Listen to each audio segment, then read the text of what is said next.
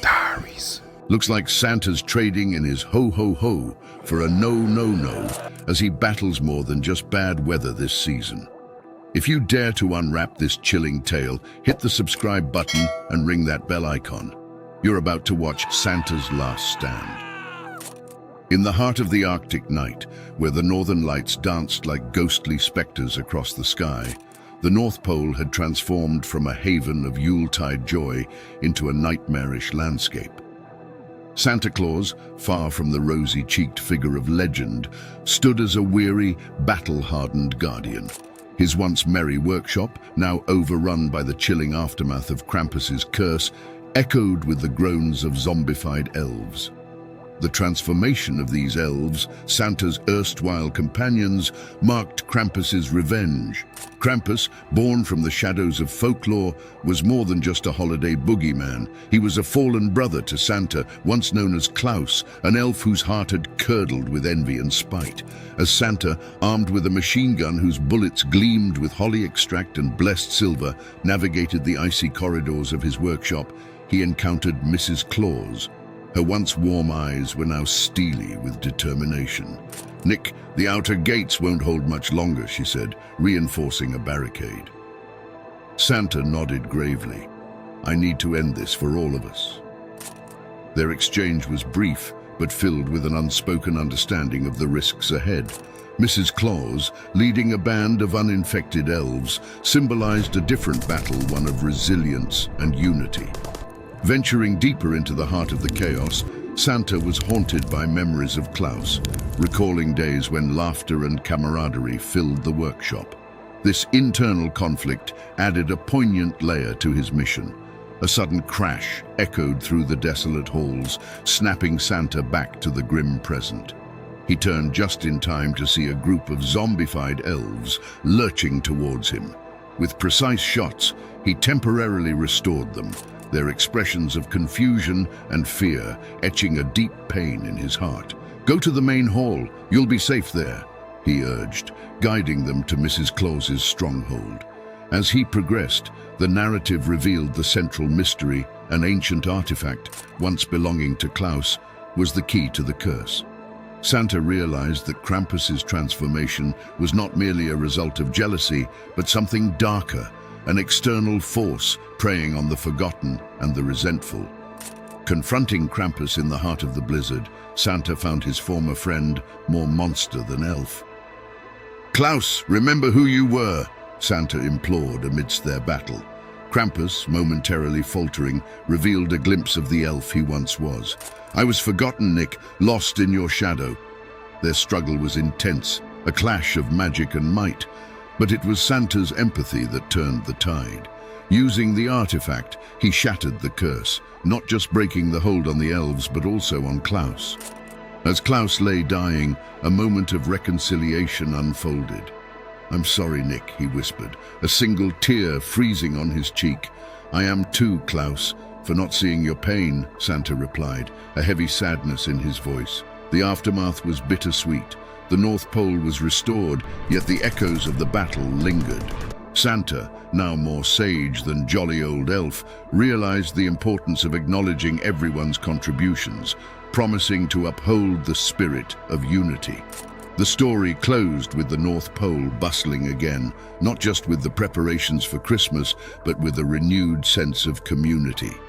Santa, looking out over his workshop, knew that the joy of Christmas lay not just in the giving of gifts, but in the sharing of hearts and in remembering those who stand silently in the background, their contributions just as vital.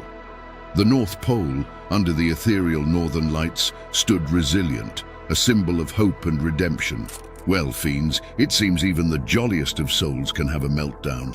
Diaries. Well, what do we have here? It seems the tide has brought in a new wave of brave souls to Marrow's end.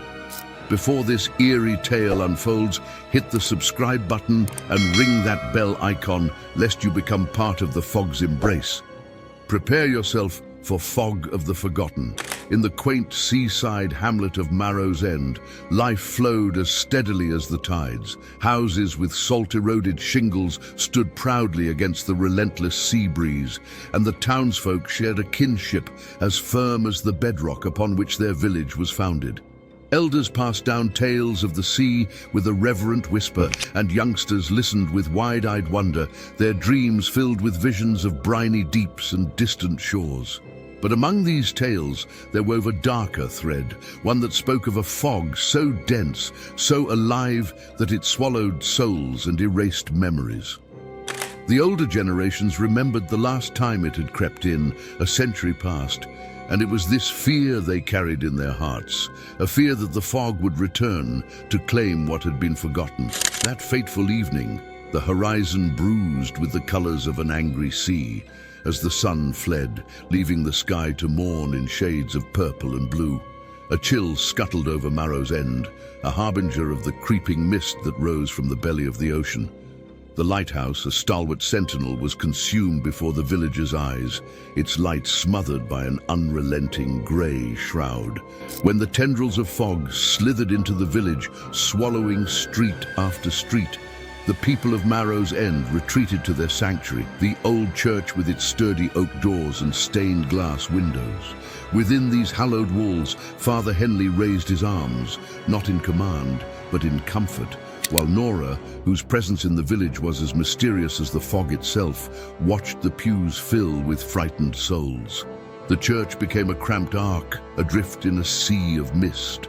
As the fog pressed against the windows, the shapes within writhed like shadows in a fever dream. Then came the sound, a cacophony more felt than heard, as something unspeakable breached the threshold of their sanctuary. Chaos ensued as the entity, an ancient guardian of forgotten lore, stretched forth a tendril, and those it touched were twisted into grotesqueries, echoes of their former selves. The villagers realized the terror was not only outside their doors, but also amongst them. Suspicion sparked into wildfire, and the sanctuary became an arena of distrust.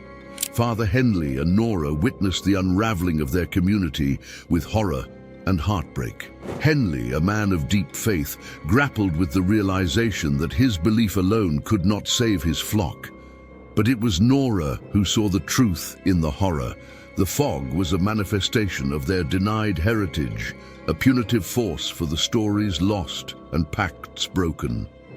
With courage born from desperation, Nora disclosed her intimate knowledge of the fog. Her lineage traced back to those who had first brokered peace with these primeval forces. She guided the remaining villagers to the church's reliquary, where they unearthed the old bell, the tome of chants, and the ever-burning candle, vestiges of the ancient covenant. Together they rang the bell, whose sonorous peals pierced the smothering silence. They recited the chants, their voices weaving a tapestry of sound that was both a plea and a command. The candlelight, unwavering, cast a beacon of hope amidst the shadow. The fog recoiled, its retreat as sudden as its onslaught. And as the last of it dissolved into the breaking dawn, the villagers of Marrow's End beheld the cost of their ignorance. The village was transformed, a landscape of loss and revelation.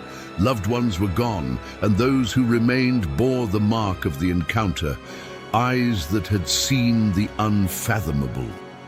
Father Henley's sermons, once filled with assurances of providence, now spoke of the weight of memory and the cost of forgetfulness.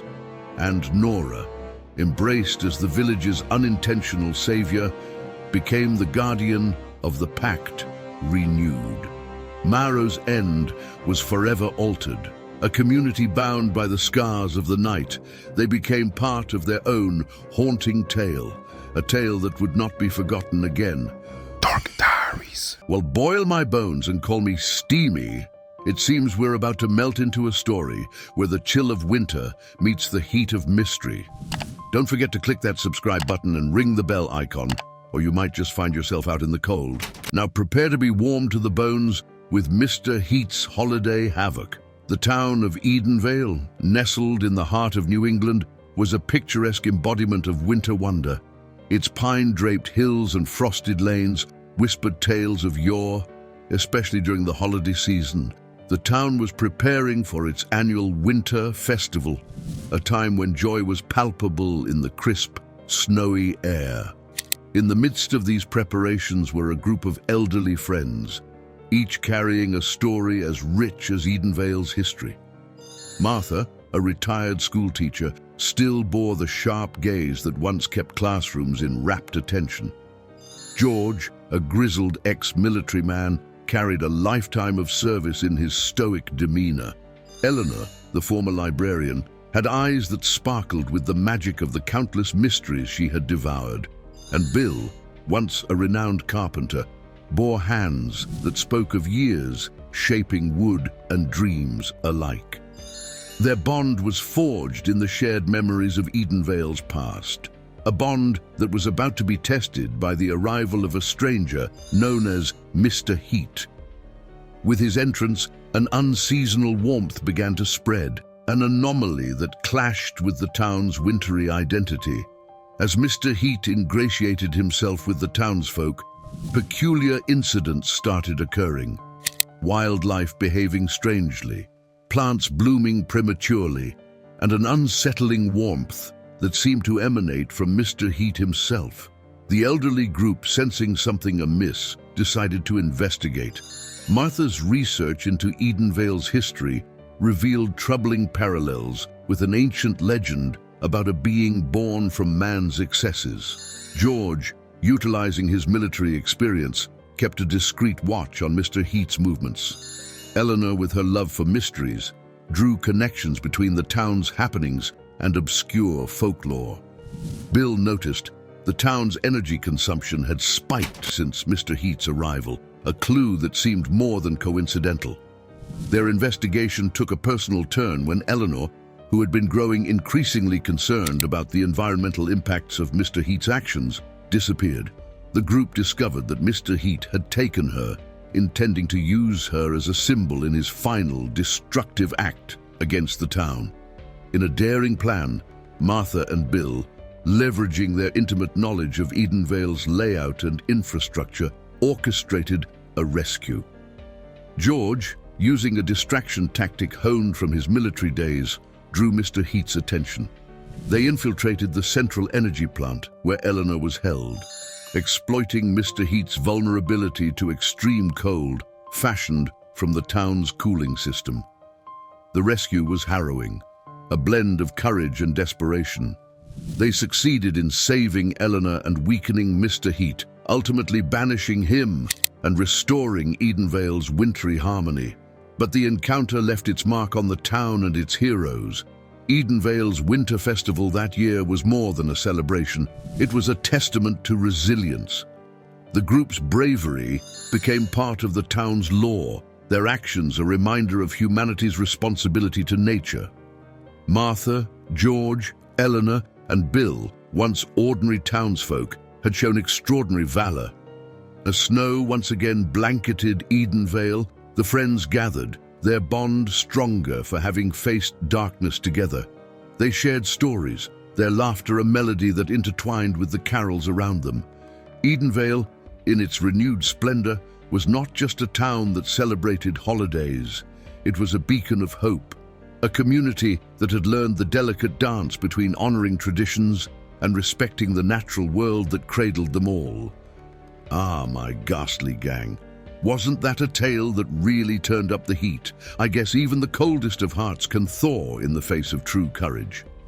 Leave a comment below and let us know what lit your fire in this story.